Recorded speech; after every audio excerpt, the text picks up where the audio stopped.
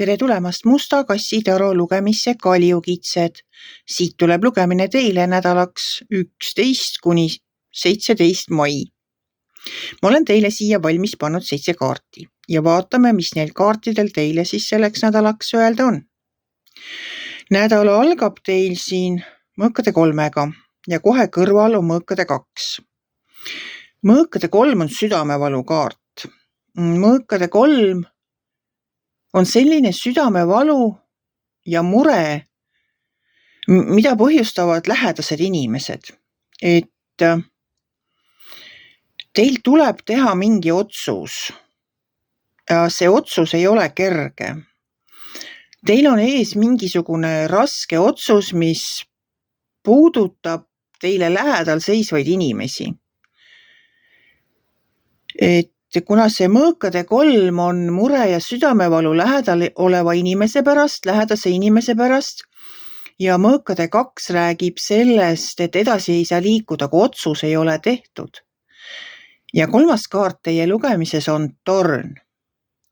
See torni kaart üllatab nagu sellel nädalal või lähitulevikus see torni kaart üllatab teid, aga see üllatus ei pruugi olla meeldiv. Torni kaart lammutab midagi maha, midagi teie elus.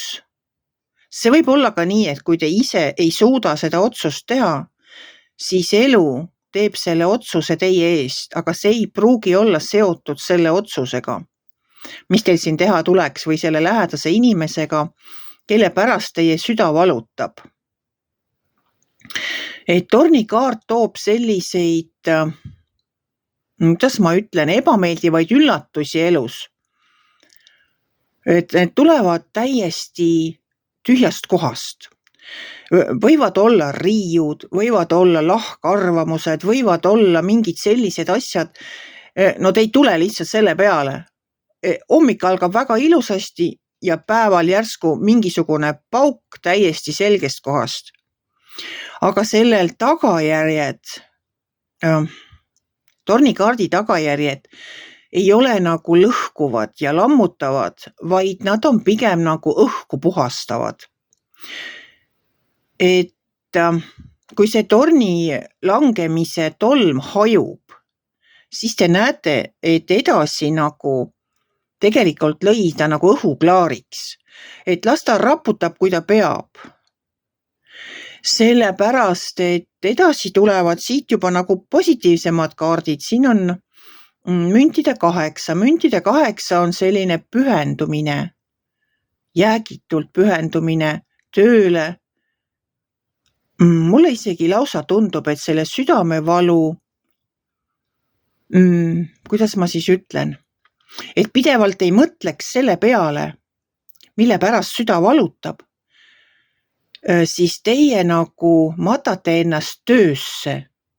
Teete tööd, mõtted on mujal, siis ta ei tao teil enam kuklas. No niikuinii te mõtlete, aga saate korraks mõtted mujale, kui te pühendate ennast tööle. Tundub mulle see sõnum siin praegu.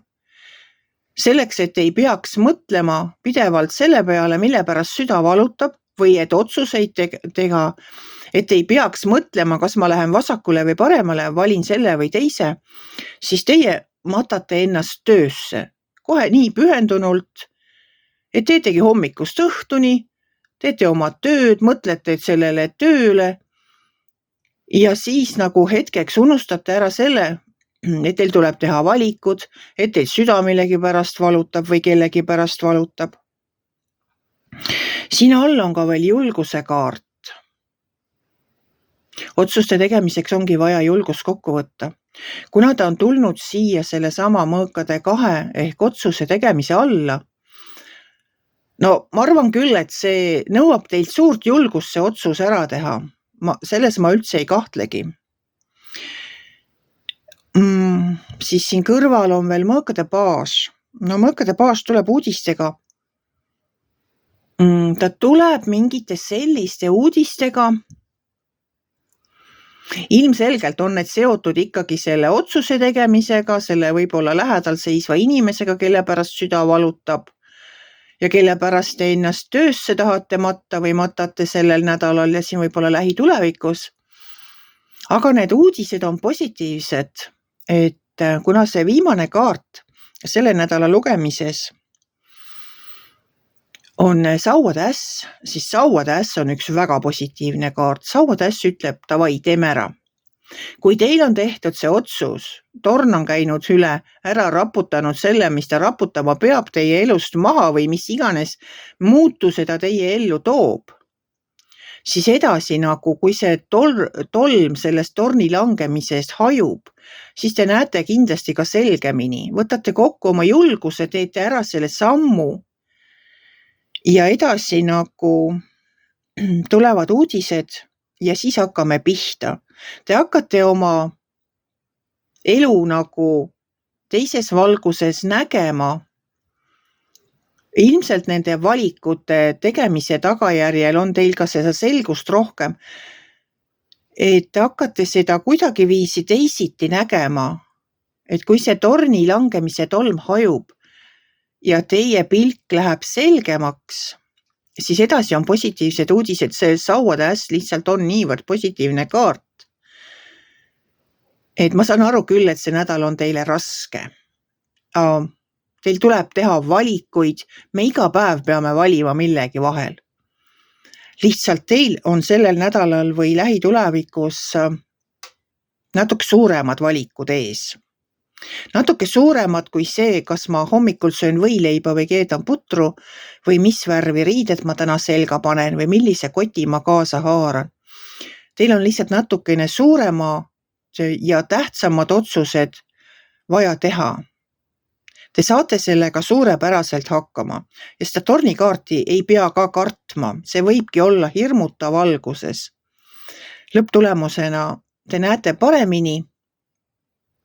Mingi asi teie elus võib-olla kukub ära ise täiesti. Te poleks arvanudki, et see võib nii minna.